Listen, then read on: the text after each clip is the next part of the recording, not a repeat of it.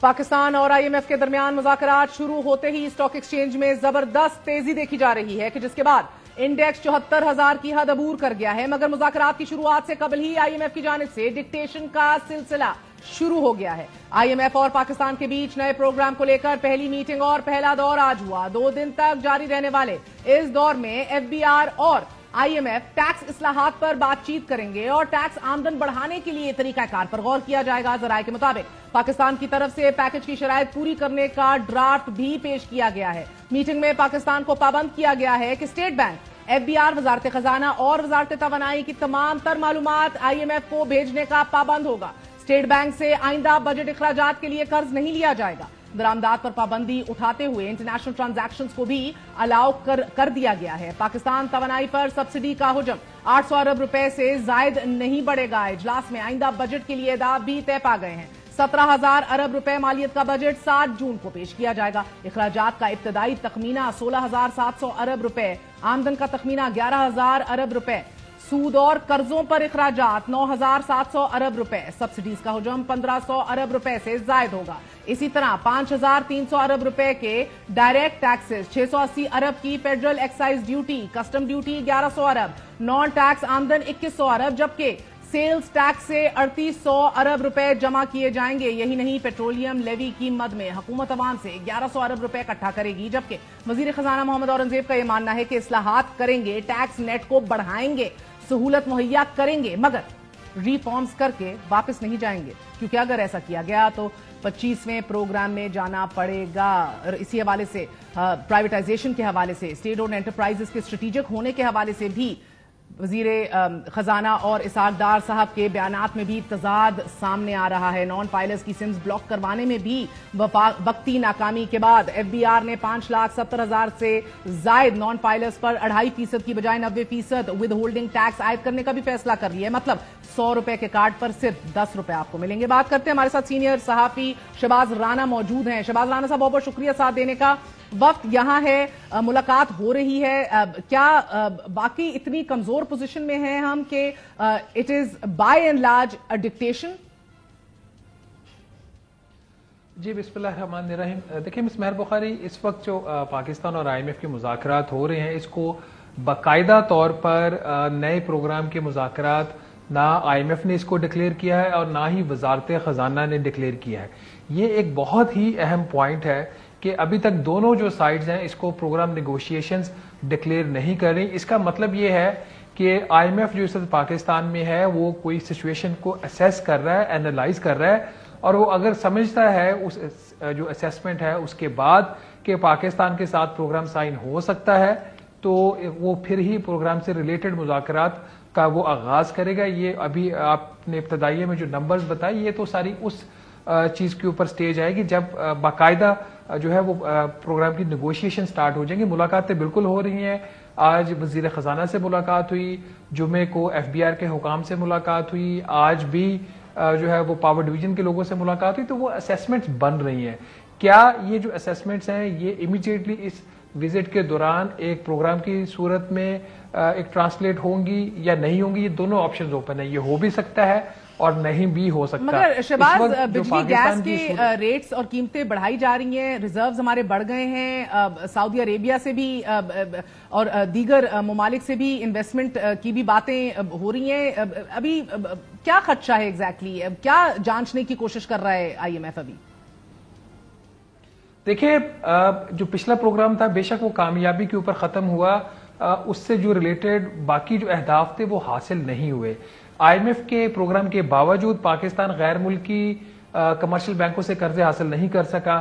I am F کے programme کے باوجود جو انٹرنیشنل کریڈٹ ریٹنگ ایجنسیز ہیں انہوں نے پاکستان کی کریڈٹ ریٹنگ کو بہتر نہیں کیا، جس کی وجہ سے پاکستان یورو بانڈ فلوٹ نہیں کر سکا۔ آئی ایم ایف کے پروگرام کے باوجود پاکستان کے جو غیر ملکی زر مبادلہ کے ذخائر تھے اسٹیٹ بینک آف پاکستان کے، وہ 8 سے 9 ارب ڈالر کے رہے، اور اس کے اندر بھی تقریباً 5.5 سے 6 ارب ڈالر وہ ہے جو کہ اسٹیٹ بینک آف پاکستان نے پاکستان کے اندر سے خریدا ہے، باہر سے وہ ڈالرز نہیں آئے۔ تو وہ اوورآل جو ایک آپ کو لگ رہا تھا کہ آئی ایم ایف کے پروگرام میں جانے سے جو آپ کو فوائد حاصل ہوتے ہیں کہ باقی جو بلاکڈ فائنینسنگ پائپ لائنز ہیں وہ کھل جاتی ہیں، وہ نہیں ہوئی. جو اس میں جو سب سے بڑا ایشو آ رہا ہے نظر، اور جس کا ذکر آئی ایم ایف نے اپنی رپورٹ میں بھی کیا ہے جو اس نے 3 دن پہلے جاری کی ہے، پاکستان کے اندر جو پولیٹیکل سٹیبلٹی ہے وہ ایک بہت بڑا کنسرن آئی ایم ایف کا ہے. آج جو کچھ ہوا 2-3 دن آزاد جموں اینڈ کشمیر میں، جس کی وجہ سے آج وزیر اعظم پاکستان کو 23 ارب روپے کی سبسڈی بھی دینا پڑی، تو یہ کوئی اچھا اس کا شگون نہیں ہے.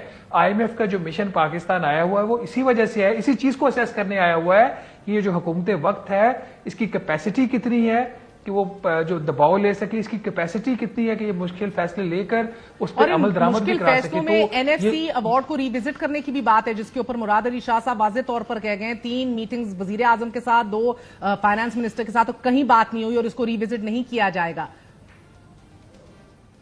دیکھیں ڈیفینیٹلی یہ ایشو ہمیشہ ایجنڈے پہ رہا ہے، اور آج بھی ڈائریکٹلی این ایف سی کا نام لیے بغیر اوپننگ میں یہ بات ہوئی ہے کہ آپ کی جو ڈسپیرٹیز ہیں جو فیڈرل ٹیکسیشن میں اور پروونشل ٹیکسیشن میں، اس کو ایڈریس کرنے کی ضرورت ہے. کلیکشن کے حوالے سے جو بات ہو رہی ہے تو یہ ایشوز سارے الائیو ہیں. اب ایسے وقت میں جب اے جے کے میں جو احتجاج ہوا اور اس میں قیمتی جانوں کا بھی ضیاع ہوا، لوگ زخمی بھی ہوئے، اور جو ایون کے عام جو لوگ ہیں جو شہری ان کو بھی تکالیف ہوئی، تو پرائم منسٹر آف پاکستان پیچھے ہٹ گئے، اور پیچھے ہٹ کے انہوں نے 23 ارب روپے کی سبسڈی دے دی. تو سوال یہ ہے، یہ تو صرف آزاد جموں اینڈ کشمیر کی بات تھی جس کی آبادی تقریباً 40 لاکھ ہے.